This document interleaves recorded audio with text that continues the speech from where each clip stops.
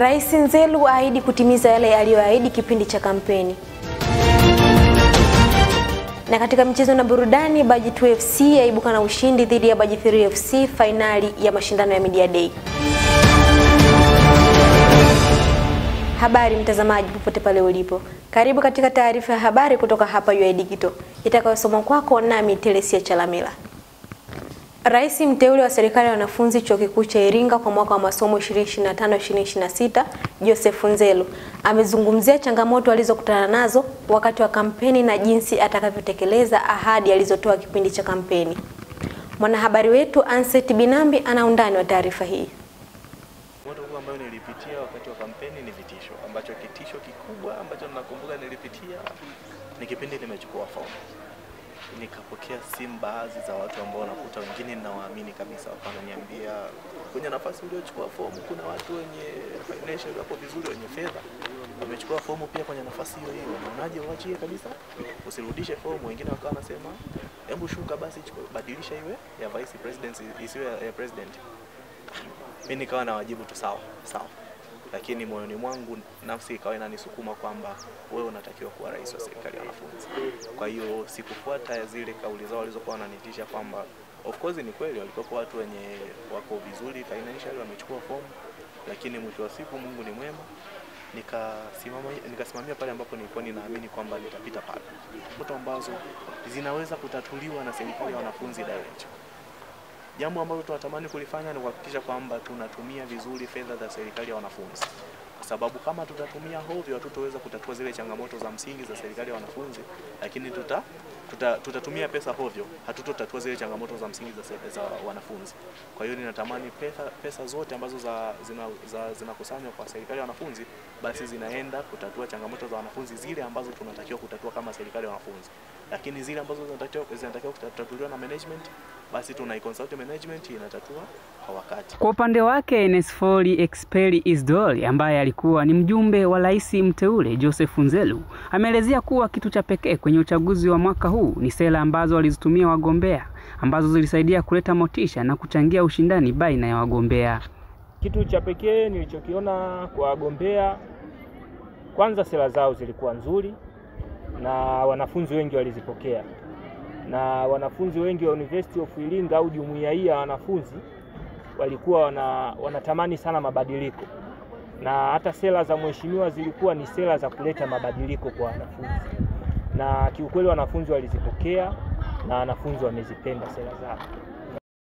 Naye karani wa uchaguzi Elinazi Clement ameeleza utofauti uliokuwepo kati ya uchaguzi wa msimu ulioisha na msimu huu kuwa uchaguzi ulioisha ulikuwa wa fujo kiasi kilichopelekea baadhi ya wanafunzi hawakupata nafasi nzuri ya kupiga kura, lakini huu wa sasa umekuwa uchaguzi wa kipekee ambao ulikuwa wa haki na kweli. Lakini kwa uchaguzi wa mwaka huu nimeona kulikuwa na utulivu wa hali ya juu sana.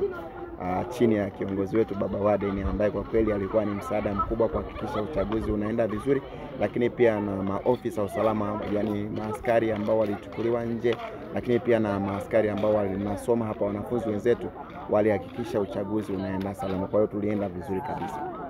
Uchaguzi wa serikali ya wanafunzi Chuo Kikuu cha Iringa yani UoISO umefanyika tarehe 31 ya mwezi wa 5 2025.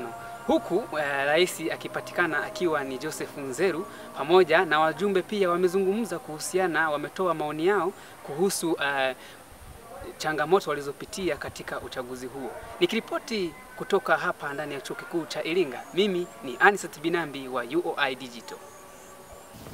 Wizara ya Afya imewasilisha takwimu mpya kuhusu dawa za kupunguza makali ya virusi vya ukimwi nchini Tanzania ambayo imeongezeka hadi kufikia 98%. Mwanahabari wetu Margaret Asante Rabi ana undani wa taarifa hii. Daktari wa zahanati ya Iringa Lutheran, Noeli Kivamba, ameelezea na ongezeko la maambukizi ya VVU nchini limesababisha kuongezeka kwa idadi ya watu wanaotegemea dawa za kupunguza makali ya ukimwi ARV. Kutokana na takwimu ambazo zimetolewa, naweza kusema chanzo cha kuenea kwa kasi kwa ugonjwa huu tuseme ndani ya hii miezi mitatu na ongezeko la watu ambao wanatumia hizo ARV.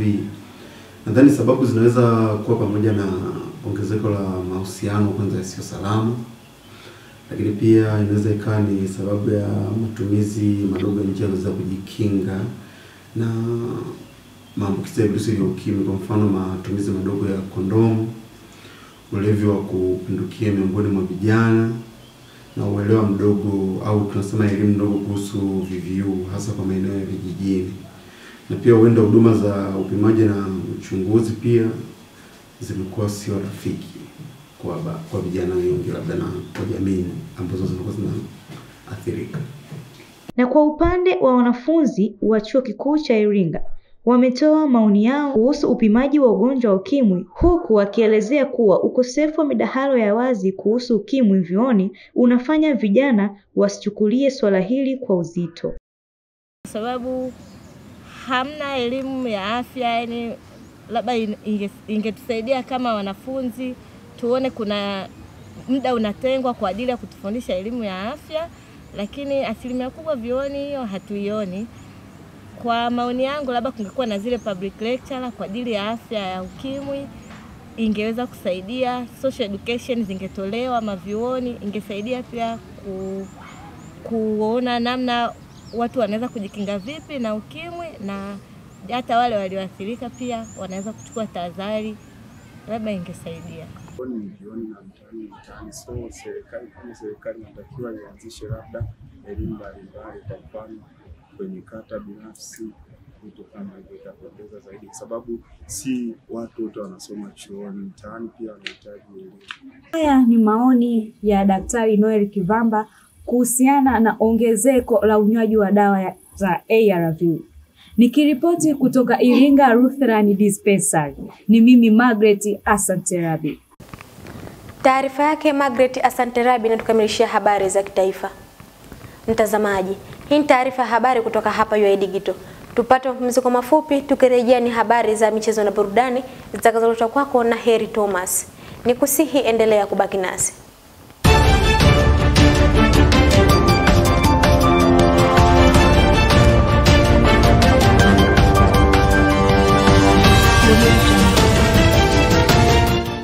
Mchezo wa finali ya Media Day uliokutanisha timu ya Baji 2 FC dhidi ya Baji 3 FC umetamatika katika viwanja vya Kigonzile na timu ya Baji 2 kuibuka kwa ushindi wa magoli 2-1 dhidi ya mpinzani wake Baji 3 na kujichukulia zawadi ya mbuzi ambayo walikuwa wanashindania.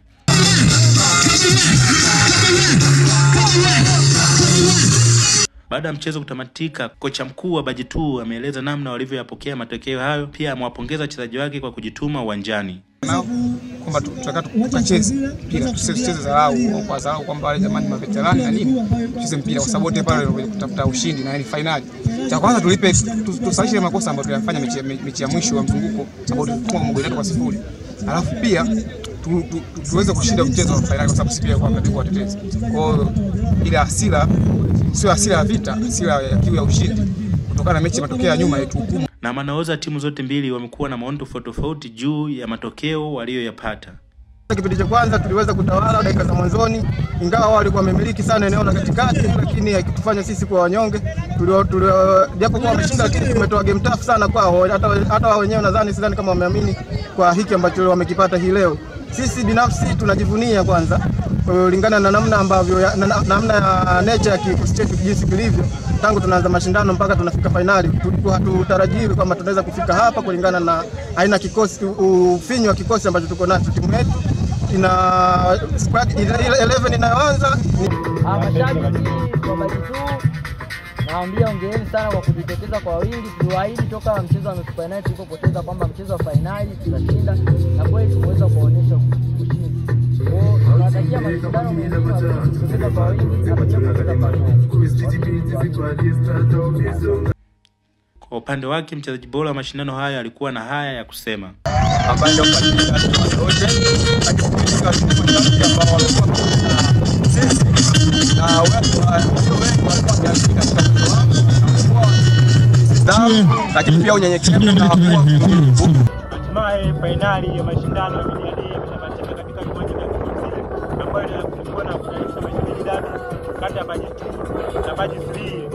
Baji 2 wameweza kuibuka kwa ushindi goli 2-1 dhidi ya wapinzani wao Baji 3 katika mechi ya finali ya Media Day. Nikiripoti katika kiwanja cha Kigonzile, Mimi ni Heri Thomas wa UoI Digital. Asante Heri Thomas kwa kutupitisha viwanjani. Mtazamaji wa UoI Digital, na huo ndio mwisho wa taarifa habari. Kwa niaba ya wote waliofanikisha matangazo haya, ni kushukuru kwa kuwa nasi mwanzo hadi mwisho. Tukutane kesho panapo majaliwa. Ulikuwa nami Telesia Chalamila. Asante na kwaheri.